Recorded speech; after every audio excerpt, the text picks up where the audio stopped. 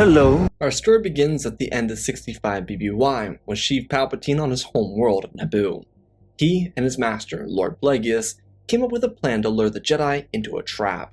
Being that his apprentice had a higher midichlorian count than him, Plagueis thought it'd be wise to try a ruse. He was obsessed with the Force, and using it to its true power. He knew he wouldn't live forever, and his end goal was immortality. Considering that he was far removed from learning how to influence the midichlorians to create life, he came up with an alternative means to wipe the Jedi out. He wanted his 20-year-old student to produce an offspring, one that could be cursed with an ancient Sith ritual, and then sent into the ranks of the Jedi Order. Palpatine had a powerful bloodline, and the best way to transfer midichlorians to the next generation was through this. Sidious was in agreement with the plan, and it was set into motion. What came was a child born with Palpatine's legacy attached to her, and a child that would be left behind in an orphanage, one in Naboo, that would contact the Jedi when the time was right. The Sith took a midichlorian count from the child and proved that she was indeed from the bloodline of Palpatine, carrying his natural affinity for the Force and his natural pull to the dark side. She would be a useful asset in the future. The mother of the child was killed, and the two Sith vanished into the shadows once more. The infant girl wouldn't be given a name by her father, and she would have absolutely no connection to her roots. There would be no transfusion of any sort that could tie her back to Palpatine. And the Sith ritual Plagueis used was an infection, one meant to push her to the dark side naturally, as if her own bloodline wouldn't do that to her. In the months following her abandonment, she'd be picked up by the Jedi Order at the age of 27 months and brought into the Jedi Temple. Rey was the name she was given, never having received a last name. The Jedi inside the temple were incredibly shocked to see her midichlorian count, the highest welcomed into the Order since Yoda. The Council kept a close eye on her training, as she went through the basic instruction every youngling had to go through. Due to her being brought in as a child, the Jedi would oversee her training and development closely. They wanted to make sure she fit in with the rest of the Order, and due to being a Jedi since adolescence, she had no issues fitting into what the Jedi were. Had she been brought in later, the circumstances could have been different. When Rey was 14, she was able to become a Padawan. This was a bit late for most Jedi, but she didn't have any issue with being the last of her class to be selected by a master. Because the Council was watching over her growth, it was Jedi Master Tyvoka who suggested that his former student take on Rey as his first apprentice. Plo was a little iffy about taking on a student with such a high M count, but he was willing to do it. If his instructor believed he to be capable of such an undertaking, then he wouldn't disappoint. In the year 50 BBY, Plo would take Rey on as a student, and their training would begin immediately. The first week of work with the new duo of master and apprentice was always a bit weird. They both had to get used to being around the other, and they needed to work through any potential growing pains. Luckily, Rey was similar to Plo. She was someone who deeply respected the code and was eager to learn. The issue noted to Plo is that Rey was always in a state of self-doubt. It was something that plagued her ever since she was an adolescent. Younglings often reflected on what little they knew from their past. It was a good way for them to keep themselves grounded to what they were now. Rey remembered, as did every other youngling, what their first family was like. Some children were the youngest child, some were the oldest. Others were with their grandparents, and Rey, unlike the rest of them, had no parents. She was left alone in an orphanage. There were a couple other kids, but once she started signs of being able to use the Force, she was separated, and that was the end of that. This immediate difference between her and her peers made her feel as if, as a child, she was unlovable. These thoughts stayed with her. Even though she was able to go into her training and work to become Jedi, she couldn't just leave them behind. Due to the Council always watching over her, she assumed it was because they planned on getting rid of her. The Council was never the best when it came to informing their members why things were being done the way they were being done. Rey was left to her own devices when it came to theorizing on why they were overseeing her. No one else had this kind of attention, and she naturally assumed it meant that they were going to just toss her away, like her parents did. When that didn't happen, she fell behind. Rey's main strengths within the Order, especially as a youngling, was working with Jedi texts. She had no issue with excelling in her studies. When it came time to introduce the Force aspect, she picked it up fairly naturally. With proper insight into what she was doing, she was able to adopt the Force with relative ease. If she were a part of a dyad, this knowledge could have been passed to her through an interrogation, if you will. Rey's real struggles came at using the blade. While she was an orphan, she wasn't left on the streets to fend for herself. Had she been left on her own for a long period of time, it was entirely plausible to believe that she would have naturally figured out how to fight on her own. As a Jedi though, she was much like Master Katiri. She found more interest in the study of being a Jedi than using a lightsaber. Rey wasn't afraid of the blade, but it was her weakest subject and her biggest struggle. Her stamina was low because of this, and she also wasn't able to keep pace with her peers in this area of studying. There was also another thing plaguing Rey, but this was something the Council wasn't aware of, something that her new master would come to learn about soon. Due to Plo being up to date on all of Rey's struggles and advantages, he made sure he kept her in her comfort zone while they were getting used to being around each other and knowing each other. This started simply with studying in the archives together. They'd spend hours in there. She was a bookworm, and she preferred nothing more than filling her mind with the droves of information dispensable inside the archives. Plo actually enjoyed this because it was a very easy way for them to connect. Rey and Plo were both quiet people, as it were, so it made things simpler for them. After these few introductory weeks, Plo would slowly force her out of her comfort zone. They both knew it had to come eventually, but Plo was one of the premier duelists in the Jedi Order. If there was anyone to learn a saber technique from, it was either him or Dooku, at least Jedi that weren't on the Council at the moment. Plo brought her into a room on the outskirts of the temple. It overlooked the city and it was far from any of her other peers. He thought it'd be best if she could work on her training in a secluded area. The two of them drew their lightsabers and began the training regiment. There'd be no sparring. He knew that could be dangerous with an inexperienced saber user. Plo asked her which form she'd like to learn, and she didn't know. She knew all of them like the back of her hand, but not the actual technique of them.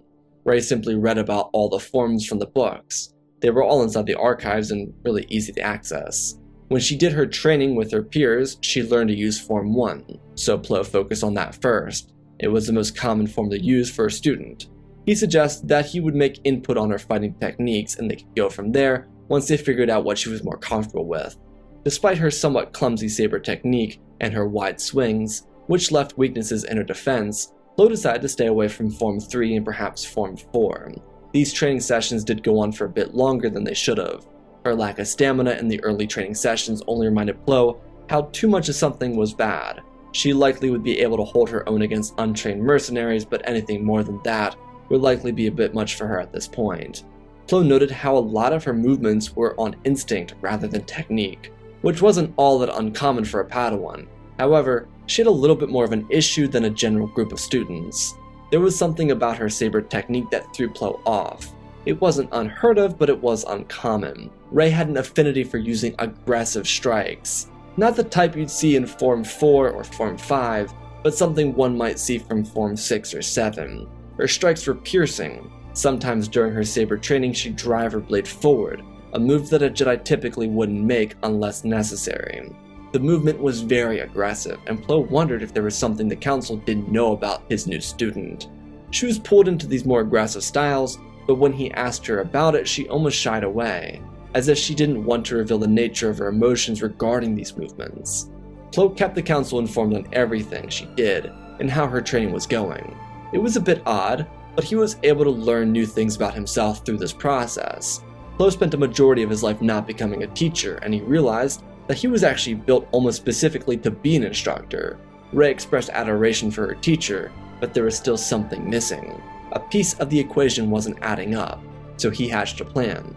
Wanted to see if he could figure it all out. After a rigorous day of training in the same hall as before, they went to the guard where he would sit her down and sit down next to her, asking her to meditate. She had done this exercise before, but he wanted to try it a little differently. There was a class doing instruction behind them, and he asked her to focus on the world. As she focused, she fell into her own pool of memories and binds. She was stuck on something, and Plo felt it immediately when she hit that latch in the forest. She was calmly moving through the forest and then stopped. It was as if she was walking and she was forced to stop, like a control in her body that refused to release its grip on her. She pulled back, and then Plo felt something that he hadn't in such a long time. The darkness. It was cold, and it sent chills right up his spine when he felt it. He looked over and she was frozen in place, her face scrunched up as if she was in pain. Before she released, it sent a shockwave down into the steps, splitting them from side to side. She opened her eyes and looked down at what she did. The students that were all training behind her were silent, and before Plo could say a word, she darted off. Plo immediately informed the Council of this development and informed the other students that it was nothing to worry about, it was just simply an accident. When he eventually got to her room, he knocked on it, but she requested time alone, which he accepted. However, he stationed himself outside of her room. She could feel his presence, but it didn't bother her. She enjoyed the serenity he brought and was very grateful that he didn't leave her.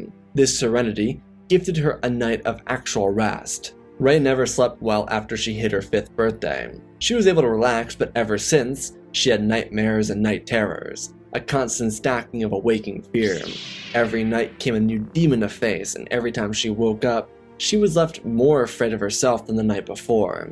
Plo didn't realize he changed this for her. All he did was sit outside of her room and meditate. He reflected on what he saw and he planned to keep his promise to not just the council but to himself. He would train Rey and he would take care of her. It was his responsibility as her master. In the morning when she woke up, she didn't feel the fear of her previous nights. This confused her more than anything, but she got up and walked out of the room, finding her master in front of it. He woke up from his meditation and turned over, pressing his hand on his knee to get up and ask her if she was okay. Without saying a word, she wrapped her arms around him and thanked him. He was confused, but he reciprocated the hug. When they broke, he asked if she would like to speak about it, and she did. So he took her to the outskirts of the temple, where they could talk in the morning hum of the Coruscant skyline. When they got there, she explained to him that she had nightmares for a long time. As a kid, they mostly revolved around her lack of a family when she was an infant, something she recognized that she needed to let go of as a Jedi.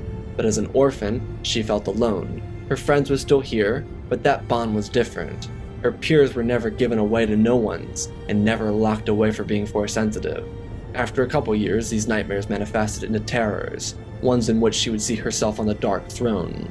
She knew that the legends were just stories, and that the Sith were gone. But what if she was meant to be their rebirth?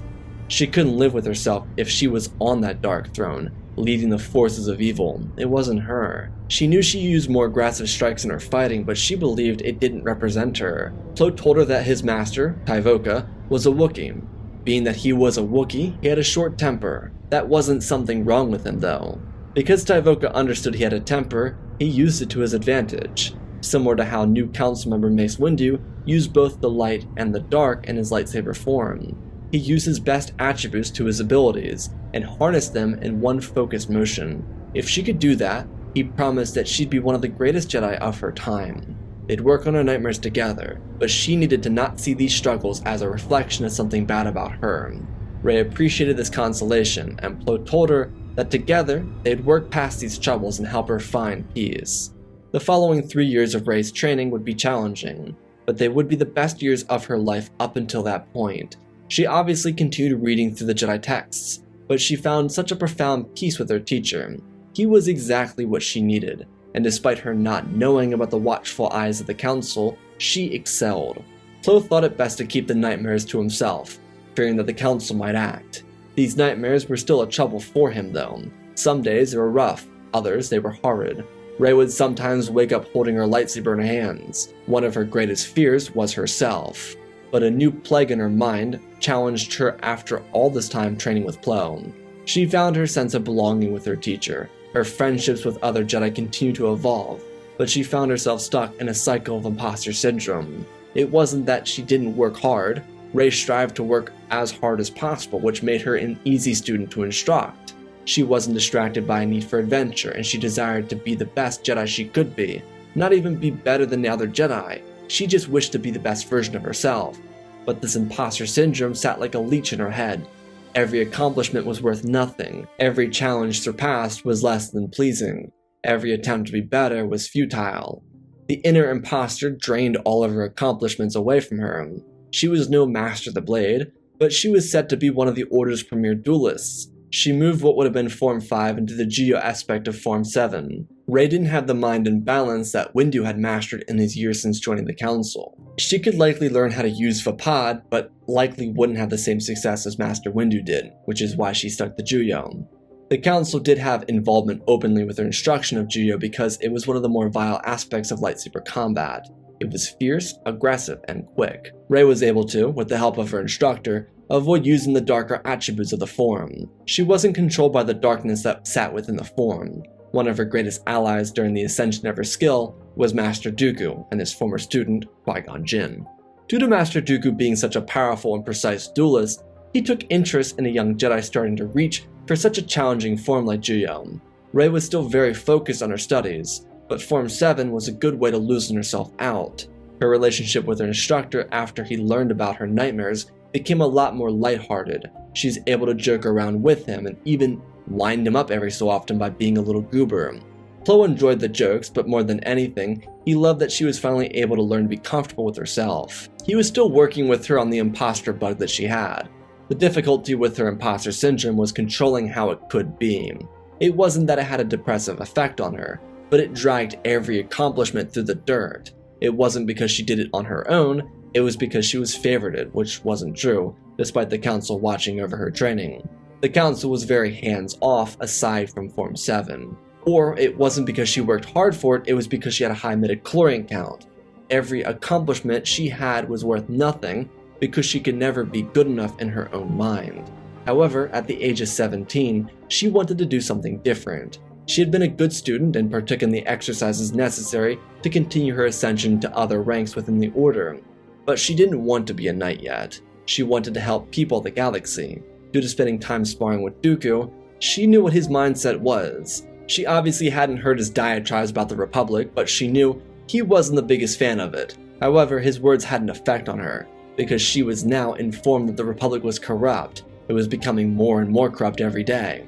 She recognized from what Dooku was saying that the corporations were influencing the politicians, and that therefore led to people being neglected. Dooku's experience, the one he referenced the most, was from the Republic system in which a senator neglected people into the dirt. They were starving and he was eating in mansions with upper-class delicacies. Rey asked if she and her master could go out into the galaxy to begin these type of investigations. Plo and Rey had done missions before, but what she was suggesting would have to be approved by the High Council, and so he asked that she prepare a statement. Plo knew that she would at some point do this, and the Council knew that with Dooku around her, she would at some point do this. The Council was adamant that she make a statement to show that she wouldn't be as radical as Dooku. Plo did not inform her of the Council's test. Rey spent 4 nights writing up a statement to perfectly articulate what she wanted to say, taking things from Dooku, Qui-Gon, Plo, and a number of other Jedi from across the temple and putting it into her piece of work. When she delivered her statement to the Council, it was in a manner of which the Council would accept. In her time with Dooku, she learned that the Council respected certain types of behavior, and they responded to certain types of dialect better than others. She proposed a motion that wouldn't just involve her and Plo, but a number of other Jedi. Her instructor didn't expect for her to go above and beyond with this, but she did. To Rey, this wasn't just her mission, but a mission that all Jedi should have. The Council was surprised by this, and they pondered amongst themselves, asking her questions about each point she made, of which she had the answers at the ready. Rey didn't want this opportunity to be wasted.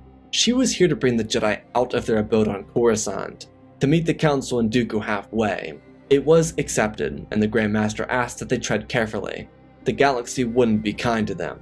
Their mandates were simple, but the weight of such a mission carried not just the Jedi of the now, but an entire legacy behind it. Plo and Rey began their missions away from Coruscant. These missions were seen by the institutions of the Republic as simple. The Jedi were one with the Republic, and the Republic was one of the corporations that controlled it. The Jedi were regarded as just doing a new process, and allowed to pass. For the next year, this would continue to be the case, until Plo and Rey found themselves on a planet they hadn't been to yet. It was Skakno Minor. They were following a trail that started on Megiddo, a banking firm that had its accounts connected to some of the major corporations of the galaxy. When the 2 Jedi entered, everything was normal, until chaos struck. The 2 Jedi had been reporting all their findings to the Council, but found themselves at a crossroads. There was a hooded figure before them, one who waited eagerly for a moment to face the Jedi again. Plo told a student to stay behind him, but Rey was 18 and ready for this fight. She didn't want this creature to escape into the shadows again. They both felt it when they happened upon him, the Dark Lord of the Sith. 3 lightsabers ignited, and the 2 Jedi stayed their distance. Despite being some of the best the Order had to offer, it had been a millennium since the Sith had been recorded. The Jedi moved in, Plo keeping a close eye on Rey, afraid to lose her in this fight. His biggest worry was taking care of her, and that was an exposable weakness for Plagueis. The Sith Lord swung his blades aggressively, countering the 2 Jedi. Despite his mastery, he was a little surprised. He didn't expect the Jedi to come onto him with such aggression, but once he realized who the girl was, it all made sense. She was the heir to a legacy. She was the one meant to bring the Jedi to the ground. This was a fight he and Palpatine were waiting for. They just didn't expect her to be the one to find them. Plagueis couldn't kill her, but he would kill her master. The three duelists continued, pacing around with extreme speeds and matching the mastery of each other. Rey's Geo became a weakness for her as the duel progressed. Plagueis was able to pick apart her defenses, which she planned on. Plo did not know that, and he was trying to make up for these weaknesses that she showed. Plagueis used all of Plo's focus against him, but instead of landing a killing blow on the Jedi instructor, Plo harnessed the power of electric judgment to defend himself. Before Plagueis could be hit with the Jedi power, he avoided it like a plague. Rey struck forward, her continuous aggressive pursuit blinding in the wake of the electric judgment. They were both the perfect combination for the Sith Lord. His apprentice gleefully watching, hoping that his future pupil could be the one that put his master into his place. The Sith Lord escaped when he slashed a door panel separating himself from the Jedi. He escaped but realized that he was a little too ignorant. Previous encounters with the Jedi had gone unnoticed because the Jedi were killed. It's how each Sith got their Kyber crystal. They killed the Jedi and bled their blade. So these type of events weren't uncommon.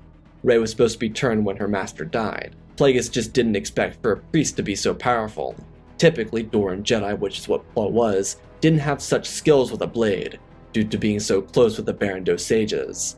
When Plagueis slipped away, Rey dug her blade into the wall and started the twist. Plo realized that he was being too overprotective, but he also realized that perhaps the student was clouded by the dark side. It was too late anyways. The Sith Lord escaped. Rey and Plo to report their findings to the Council on Coruscant. Rey was acting a little different since his encounter. The purpose of the Sith Curse was to inflict as much internal damage as possible, changing the psychology of an individual until they became a being of evil. Rey was fighting it silently, but the Council could sense something, asking her to explain why she was being so vengeful. The report and the findings could and would be dealt with, but why was she so blindly controlled by this? Truthfully, she didn't know. It came from within. During her fight, it was like she was fighting herself. She knew every move Plagueis made before he made it, and it felt as if he was connected to her in some way. She had dreams of someone like that before. It terrified her, but now she was ready to conquer her fears. She told them that she wanted to go back out and face it, but she was denied.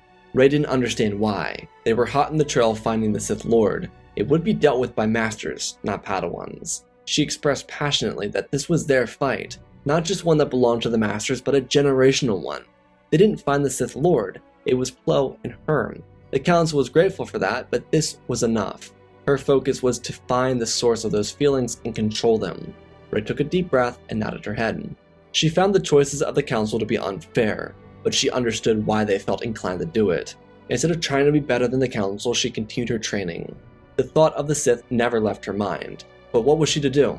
She couldn't face Plagueis alone. That was something she wouldn't be able to accomplish. Instead, she focused on her training. She'd be a knight soon, and she would speak with Grandmaster Yoda about these plaguing feelings. What followed was a year and a half of continuous ups and downs. Rey struggled with the curse of the Sith.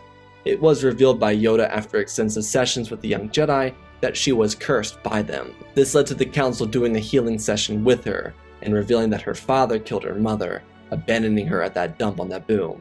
Rey felt it too. She could feel that whoever her father was a Sith. It was somewhat daunting. She never met the man, but there of course was the curiosity of the potential. What would have been if he had raised her instead of becoming a Jedi? Though of course there was another fear that Rey had.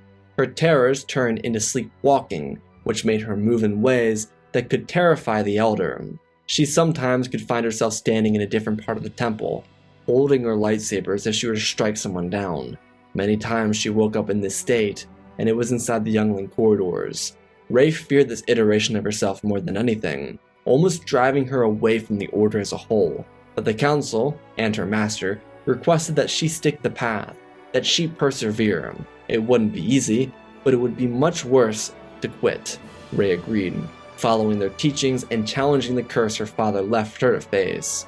When she was 20 years old, she was a Jedi Knight, and she was finally permitted to join the other masters on their hunt for the Sith. She had been, since being taken off the hunt, searching through databases to find any piece of information she could. She used everything the Council found during her time away from the hunt, as well as all of her own information from the hunt with Plo. What she found was a pattern. Well, at least she hoped it was. She had been giving this information to the Council consistently, so they were always informing their operatives of the updates. The Sith always preferred staying at foundries, acting like one of the people, using their wealth to set up strong alliances between corporations, buy political offices in the power, and a number of other unsanctioned maneuvers to hold power in the galaxy. Rey was desperately waiting for a chance to make a move, and when the time came, she revealed all of her updated information to the Council. They were partial to believing it, but they sent Mace Windu with her, Plo, and Dooku to track her patterns. Due to them being multiple years old and continuing to evolve, they couldn't really be explained to the Council, so she needed to be with them to explain how she figured them out and where to go. She read every report 4 times and again, and she cross-checked everything she took in from the Council and their reports, and made sure everything was perfectly up to date. There was no one, perhaps in the entire Order, that knew this like her. Rey was obsessed with finding it, and very intentionally made it so this information required her presence. It was a gut feeling. It felt like this was something she needed to be a part of. While she did partake in Plo's training, they got to a point where she was essentially a knight, just waiting for the actual trials. Plo didn't find it necessary to continue training her because by the age of 16, she was pretty good at handling herself without any oversight. The following few weeks would be difficult. The Jedi by this point weren't as welcome as they once were when they started this hunt for the Sith. The Council believed what Rey and Plo said about the Sith Lord they fought. They just couldn't find anything to support their claims. She led the group of Jedi into corporate offices, most of the time as unwelcome guests. They used an astromech plug-in hard drive to steal information when they snuck into places and go out quietly. It was very difficult work. Mace at a certain point believed that these patterns weren't going to get them anywhere, but Dooku, who hadn't been approached by the Sith or swayed from his standings with the Jedi, stopped his friend. Dooku had absolute faith that Rey could lead them to their target. Eventually, Dooku was correct. Those few weeks concluded with the group of Jedi coming upon a layer of ambience on Naboo. What was so odd about this is that their tracks went dead on Raxus Secundus, but they found a hyperspace route with coordinates to this location on Naboo. It was a bit of an awkward homecoming for Rey because it was her first time back to the planet since she was left in that hard orphanage. The 4 Jedi moved in, sensing the darkness and preparing themselves for a fight. They could hear ritualistic rhythms and walked into the room to find Sidious and Plagueis stood over an altar with a fiery haze flowing into the air. Mace, Rey, Plo, and Dooku ignited the lightsabers and told the Sith to stand down. The ritual didn't stop, and before it could be stopped, Rey fell to the ground in agony. She reached for her throat as if there was a force pull against her. She could feel the darkness reaching into her skin, and her sight went dark. Rey saw herself, sitting at a throne, one with 2 Sith at the altar by her sides. She called them loyal allies, and spoke with a hypnotic voice, one that called to the evil nature of the Sith. She couldn't hold herself together. Rey pushed against it, feeling every inch of her training fall into the abyss of the dark side. Her fury rose, and then at that very moment she realized that to fight the darkness, she wasn't to fight with fury. She was to stand in solidarity with the light. To erase hate, there must be light. She fled from the vision and came back to the living, as the 3 Jedi that once stood beside her were engaged in a fight. They weren't fighting in specific orders, it was 3 Jedi and 2 Sith. The fight for light and dark. If the Jedi died here, then they, like those who came before them, would be forgotten to time, victims of the Sith lineage. Rey coughed out, holding her chest, feeling the burning sensation of smoke rise from within her. The curse had been holding on, waiting for her to be pulled to it, but she released it. She focused on her natural pull to the good and looked up, pulling her blade from her belt and igniting it. Sidious grinned, believing that she would kill these Jedi and become the Order's very destruction.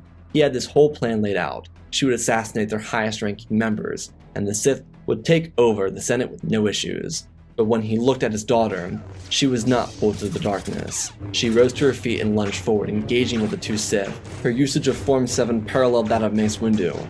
They were a force, a combination of 4 Jedi that were too much for the Sith to handle. Despite all the years of practice and planning, they all felt it slip.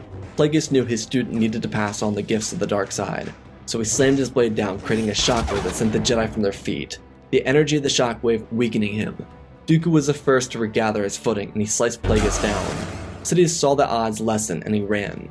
Dooku and Plo chased, as Windu helped Rey up, and the 2 of them followed their other Jedi. In a 1 versus 1 scenario, Sidious was able to pull a fighting retreat, slamming Dooku into a wall by pulling stones out and throwing them into him when he least expected it. He defended himself from Plo, kicking his ankle into the side, before blasting with a burst of electricity. Rey sped in front of Windu, hopping over Dooku and chasing the Sith out of the stone layer and onto the side of a cliff, where Sidious parried her strike and threw her into the side of the wall, holding his lightsaber at her neck. He called her his daughter. and told her that she could have had the power of his evil empire. They could have ruled as one, as father and daughter, but she ruined that. He saw the light snap from her eyes. The one she spent a lifetime wondering about was right before her. She felt her lightsaber slip from her hand, and her father told her that she could still make things right. Rey dropped her blade, and she felt her satchel that was slung over her shoulder. Sheev told Rey that they could do this. They could escape, and they could find a way to win this war.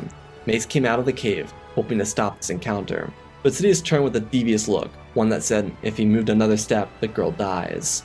From the corner of his eye, though, he could see Rey opening up a Jedi holocron, one Master Jocasta gave her. When he turned back, his daughter's eyes were closed, and she was using all of her strength to harmonize with the light, drawing Sidious's essence into the holocron. He cried out in agony as he tried to force a lightsaber forward, but Windu, holding out his hand, kept Rey safe from the lethal strike. When it was done, Rey fell to her knees, and the Jedi came to her side, asking if she was alright. But she was more so focused on making sure the holocron was properly sealed. Mace looked at it before handing it to Dooku, who confirmed that it was indeed sealed. It was done. The Sith were gone. Rey looked up with shame though. Their influence still had to go. Plo knelt down and put his hand on her shoulder, telling her that with the Sith gone, they could make right of this. If they work together, they can make things right again. With the curse lifted from Rey, she could leave her nightmares in the past. While the imposter syndrome did show itself, she was able to work herself away from it. Her master was promoted to the High Council, Master Tyvoka making a seat available to him by stepping down from it. Rey would receive an honorary promotion to the rank of Master, but she would reject it, seeing it as an honor, but believing that she needed to reach such a rank with a student, one that she wouldn't take on for another couple years. Rey, while not being a Master, would, with the guidance of the Council, be given access to the restricted section of the archives. She would use the information within them to proactively help people in the galaxy. Rey would continue to push for the Council to make moves outside of Coruscant, decisions that would completely alter galactic history. Her friendship with Dooku would continue to bloom, and he would even learn to lessen his radical views. He thought Rey had good intentions, ones that matched both sides of the Jedi way. Dooku wouldn't ever leave, and he'd eventually become a good friend to Obi-Wan Kenobi. The Order would learn to forego its attachment to the Republic, and its attitude towards the galaxy changed. They were Knights of the Republic, and they represented the people.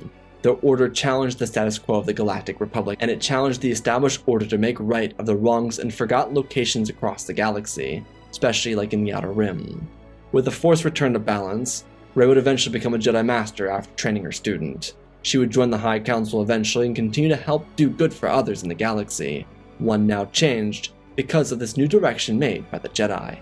And that, my friends, is our story. Again, special thanks to all of our patrons: Benjamin Wells, Jango Fett Clone, Ben Ingram, The Big Red Pure Mark, Diamond Constant, Darth Nemesis, Lord Tibbs, CC2024, Galava Gaming, Tristan, Mandalore, Sir Willem 1767, Darth Revan, Grandy Bane, Laliant, Sky Guy, Penguin, Cullen Rooney, Shark Midori, RJ38, Nick, Michael Erlanger, The Last Jedi, Apollo Weewu67, Annika Stank Runner, CT7567, Toaster Oven, Oz of Oz, Darth Nox, The Eternal Padawan, Joshua Tam, Johnny DeGuin, Sansa Skeleton, Jedi Sloth, Mr. Yeet Gamer, Lord Callie, Youngly Slayer 66, Mad Mad Studios, Anakin003, Lord Draken, Fortis Lexi Star Wars, Erebus, Rex the Wolf, The Many Three First Names, Darkseid46, Baron Joshua, and Lord Deadwing. For supporting the channel, smash that like button. If you want to support me in other ways, go check out the Patreon.